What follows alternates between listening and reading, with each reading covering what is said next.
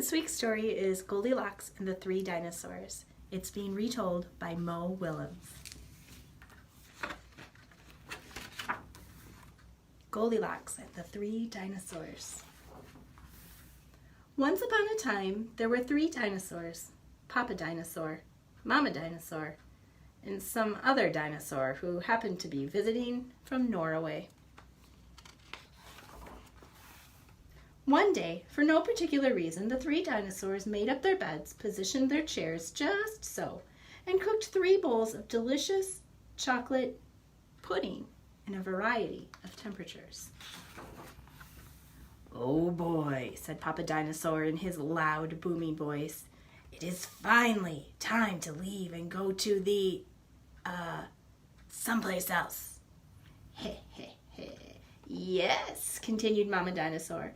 "I sure hope no innocent little succulent child happens by our unlocked home while we are, someplace else."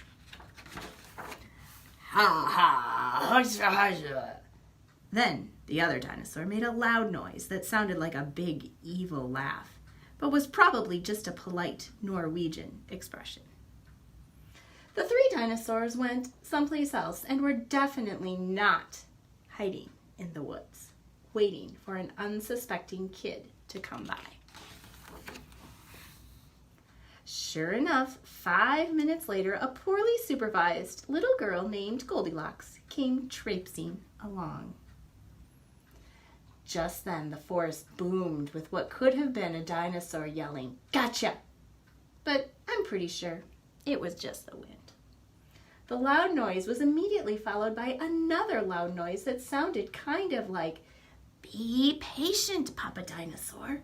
The trap is not yet sprung." But that could have been a rock falling, or a squirrel.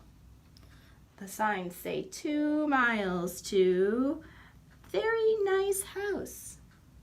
Getting closer. Either way, Goldilocks was not the type of little girl who listened to anyone or anything.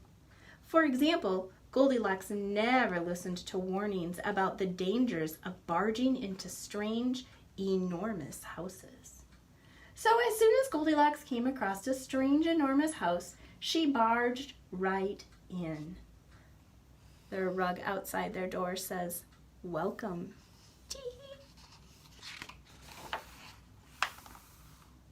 Inside, Goldilocks immediately smelled 3 bowls of delicious chocolate pudding.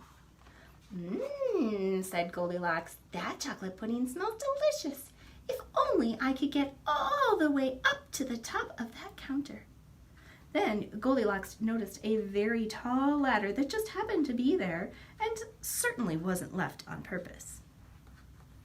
Goldilocks climbed up the ladder and found herself face to face with 3 gigantic bowls of chocolate pudding. The first bowl of chocolate pudding was too hot, but Goldilocks ate it all anyway because, hey, it's chocolate pudding, right? The second bowl of chocolate pudding was too cold, but who cares about temperature when you've got a big bowl of chocolate pudding? Not her. The third bowl of chocolate pudding was just right, but Goldilocks was on such a roll by now, she hardly noticed.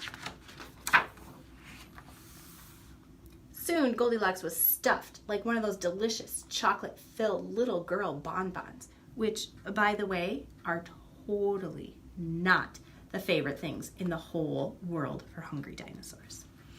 Tired and groggy, Goldilocks noticed 3 chairs in the living room, so she climbed down from the ladder and walked out of the kitchen. The first chair was too tall. The second chair was too tall. But the third chair was too tall.